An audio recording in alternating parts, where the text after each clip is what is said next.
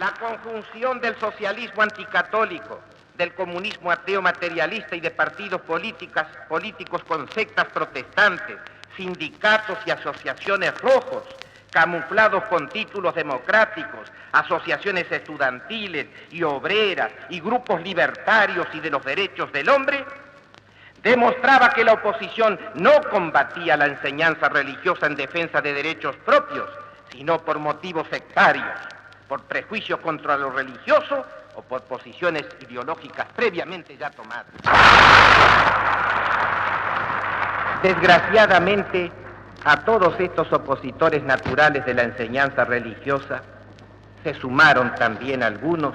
sedicentes católicos, pero que no siempre piensan ni sienten con la Iglesia, y que se atrevieron luego a acusar a la jerarquía de la Iglesia católica de haber vendido su libertad por un plato de lentejas.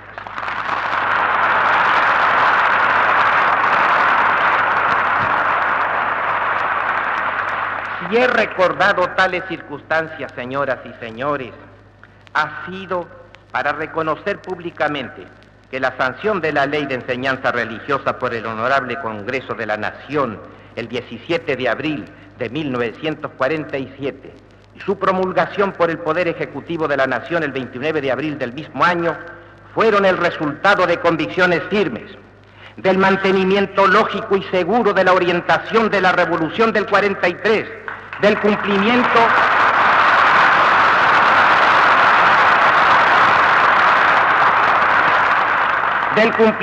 de propósitos empeñados ante el pueblo llevados a feliz término por la acción personal, rectora y tenaz del excelentísimo señor presidente de la Nación,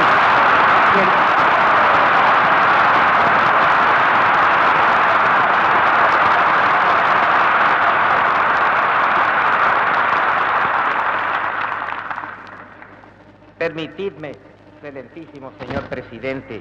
de la Nación, que os diga que a medida que transcurra el tiempo, la República comprenderá siempre mejor vuestra visión de estadista, convencido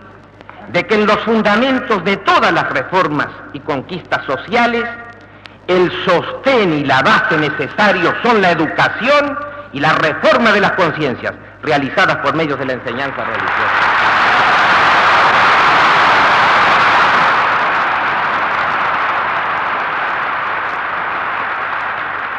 Os cabe la honra, excelentísimo señor presidente, de haber devuelto a las familias católicas de la patria sus derechos a la enseñanza religiosa de sus hijos. Os pertenece el mérito de haber reconocido los derechos de la Iglesia Católica a la educación cristiana de sus hijos, y tenéis la gloria de haber aceptado todos los deberes que corresponden al Estado en la solución de este problema.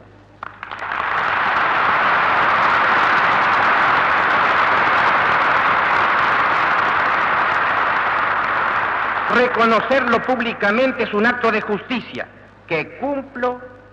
sincera y lealmente, interpretando el sentir de mis hermanos en el episcopado y de todos los católicos de la República.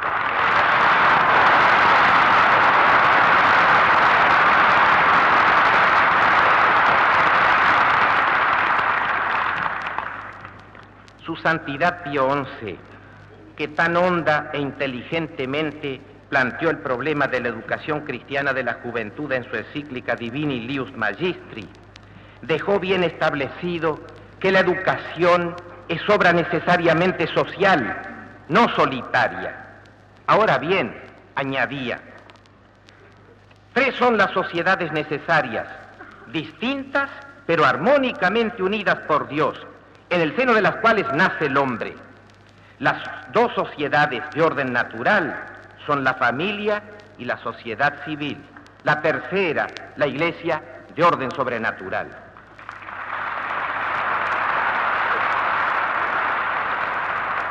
No solamente las construcciones y estructuras físicas necesitan fundamentos proporcionados sobre los cuales se levantan y sostienen sus moles, sino también las de orden moral y social. Aquellas se yerguen sobre rocas firmes, estas sobre la solidez de principios claros y objetivos. La mejor e indispensable defensa de la ley de enseñanza religiosa siempre será el conocimiento de los principios fundamentales en que se apoya, que debe llegar al pueblo. Paréceme, señoras y señores, que el mejor homenaje a la ley de enseñanza religiosa es proclamar, aunque sea brevemente, que ella responde racional y objetivamente a derechos que son insustituibles y, ante todo, al derecho de las familias.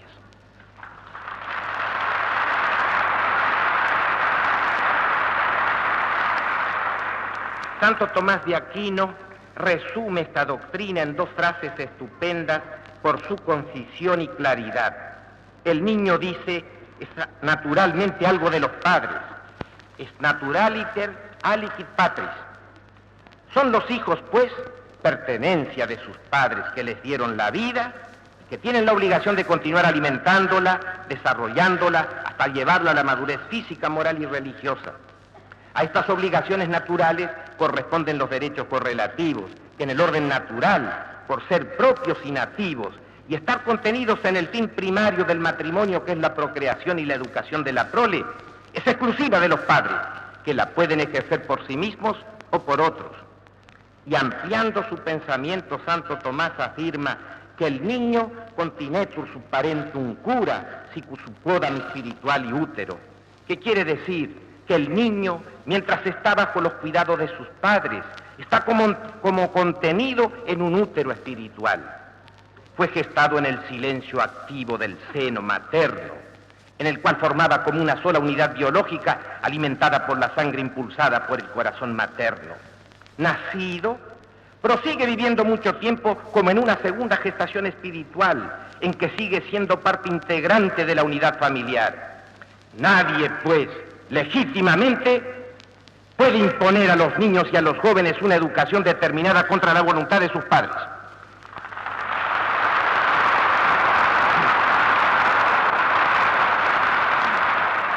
Es evidente que este derecho de los padres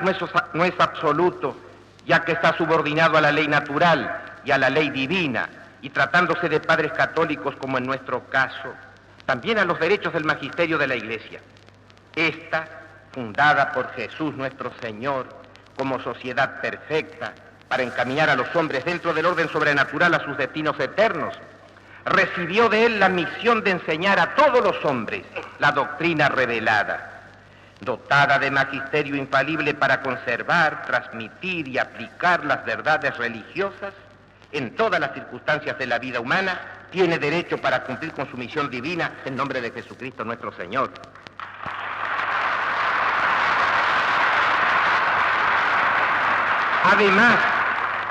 Además, por una razón análoga y fundamental, como la familia tiene derecho propio y nativo a la educación de sus hijos, la Iglesia también los tiene, por ser madre de una vida espiritual y sobrenatural, pero real, que es como una nueva creación, ya que los niños por el bautismo nacen también en el seno de la Iglesia como hijos de Dios por adopción.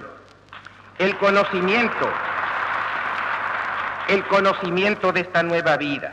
su naturaleza, sus relaciones con el Padre de los cielos, con sus hermanos los hombres, el elemento transformante y elevante de la gracia santificante, el desarrollo de esta vida, su alimento sobrenatural, el ejercicio de todas las virtudes para encaminarse a la perfección y el conocimiento de los sacramentos para la santificación de la vida cristiana, he aquí lo que la Iglesia debe enseñar como de su propia competencia, siendo sus derechos para realizarlos insustituibles.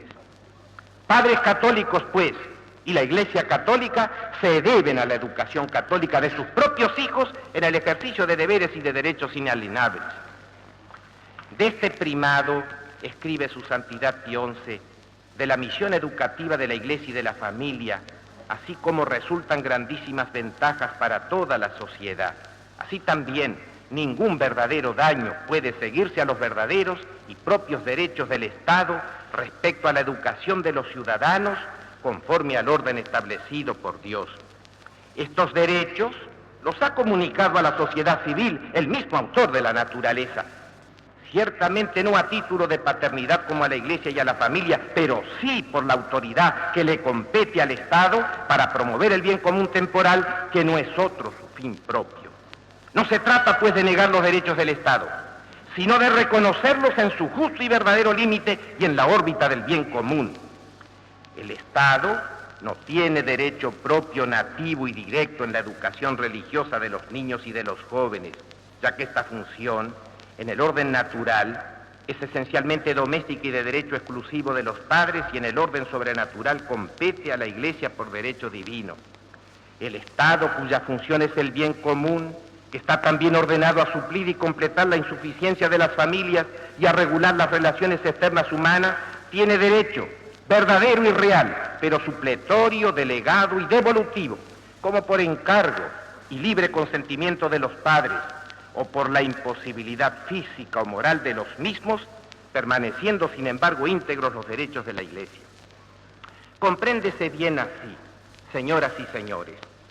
que promulgado el decreto ley y sancionada y promulgada la ley de la enseñanza religiosa, la Iglesia y la inmensa mayoría del país aplaudieran el gesto del gobierno revolucionario y del excelentísimo señor presidente de la Nación, general don Juan Domingo Perón.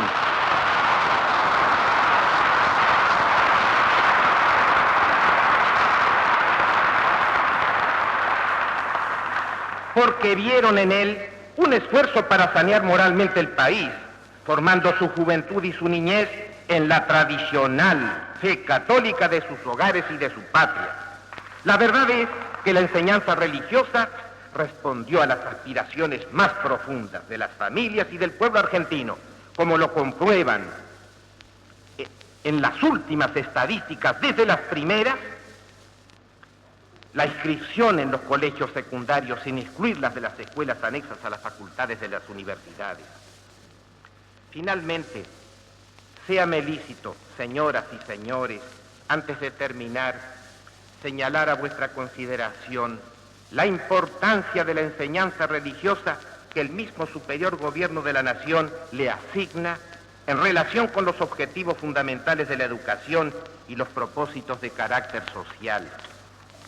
En el decreto en que el Poder Ejecutivo puso bajo sus altos auspicios este primer Congreso de Enseñanza Religiosa, firmado por el excelentísimo señor Presidente de la Nación y los excelentísimos señores Ministros de Educación y de Relaciones Exteriores y Culto, se deja expresa y formal constancia que en el segundo plan quinquenal, como objetivos fundamentales en lo que se refiere a la educación, se prevé realizar la formación moral, intelectual y física del pueblo, y en lo que se refiere a la cultura, conformar una cultura nacional de contenido popular, humanista y cristiano, inspirada en las expresiones universales de las culturas clásicas y modernas y de la cultura tradicional argentina, sobre la base y en cuanto concuerden con los principios de la doctrina nacional. Que uno de los propósitos reiteradamente expuestos por el gobierno justicialista es el de afirmar la solidaridad social y acrecentar la armonía de la familia argentina por medio del amor entre los hombres y el perfeccionamiento material y espiritual del pueblo, tendiente a formar hombres sanos, justos y virtuosos. Que la enseñanza de la religión católica inculca los principios básicos que son esencia de dichas finalidades. Que para la hermandad que en esta hora desean los pueblos de América, la religión católica que en todos ellos se profesa es un vínculo que les da unidad y por tanto es indispensable robustecer.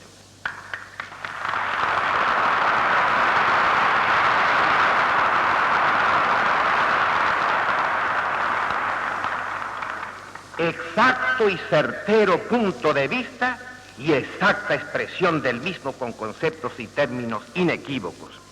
La enseñanza de la religión católica, señoras y señores, inculca los principios básicos para una formación moral que responde a la voluntad de Dios, conocida en el orden natural, racionalmente, y establecida en el orden sobrenatural por la revelación de Jesucristo nuestro Señor,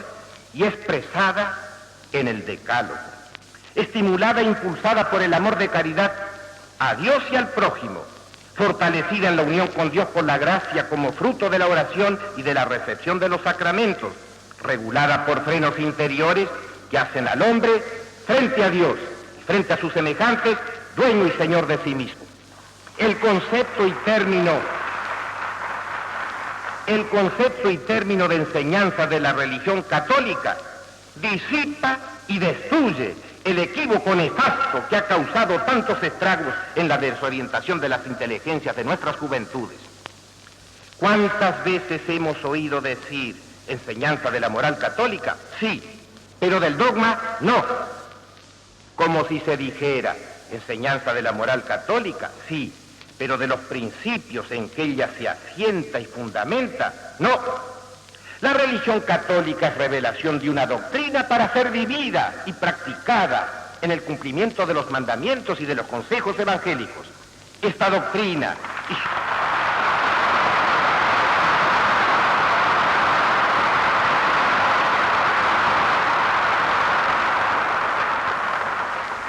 doctrina y sus principios revelados son el dogma católico. Su enseñanza, pues, es la enseñanza de la religión católica.